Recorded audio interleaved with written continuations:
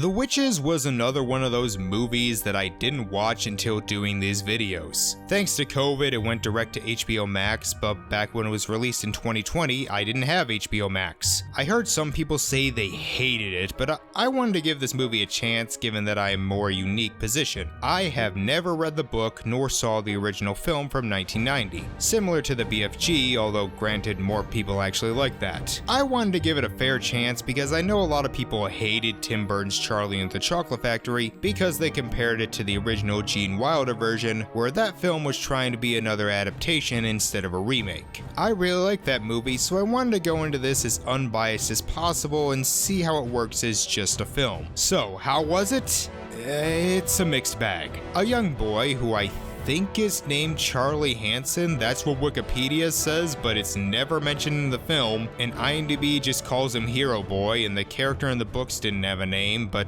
I'll keep calling him Charlie for convenience. Charlie, played by Zahir Bruno, is living with his grandmother, played by Octavia Spencer, after his parents are killed in a car accident. One day he comes across a woman who tries to lure him away with candy, and Grandma explains that she was a witch, and believing the witch will try and find him, they head to a fancy hotel, but turns out that there is an entire convention of witches, headed by the Grand High Witch played by Anne Hathaway, and when they find him they turn him and another boy named Bruno into mice, and now he has to find a way to change back and defeat the evil witches. There is stuff to like in this movie. The production design is pretty cool. I like the look of the hotel, it's well made and has a sort of nostalgic feel, and I do appreciate how dark it could get at times. There are several points I could do my perfect family entertainment thing, but it kind of works. Some of the makeup on the witches is pretty cool, the acting is fine, Anne Hathaway is having the time of her life. I mean, she's over the top as fuck, but she can be kind of creepy at times, but also kind of funny.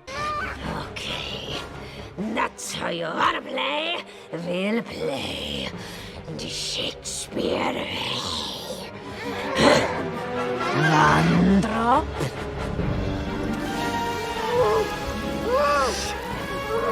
Two. Blaster.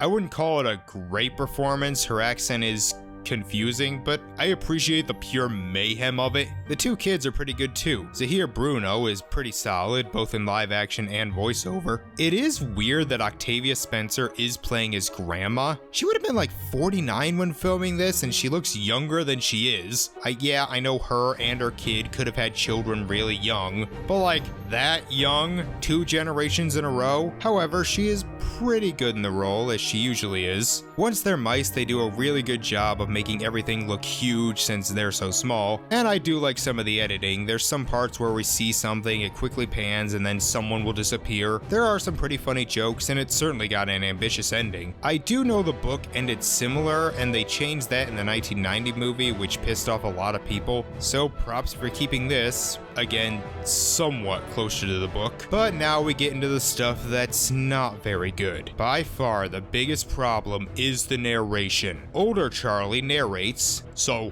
1, we know he survives, and 2, he's voiced by Chris Rock. I've liked Chris Rock in things, but oh my god, he is so miscast. His narration makes it sound sarcastic and takes away a lot of the tension, and it is completely pointless. He explains shit we don't need explained and ruins moments that would be really creepy. It was constantly taking me out of the film. It does thankfully get less as the movie goes on, but during the first act, it was obnoxious. The special effects are not very good. I don't mind during the fantastical moments, and even the mice I can forgive as they are supposed to be kids, but stuff that doesn't need to be CG look really bad, like the cat, the snake, and some of the effects on the witches. Their mouths are more humorous a lot of the time, and when Hathaway's arms grow, it straight up looks like a low-budget movie from the mid-2000s. Then there's Daisy. Daisy is a mouse Charlie got from Grandma. After they turn into mice, it turns out she's also a child who was turned by the witches and just chose not to talk because it's dangerous, yeah sure, but she is obnoxious. She's voiced by Kristen Chenoweth, and I've liked her in other voiceover performances, but she is not good here, and I never believed she was a child. The climax is also kind of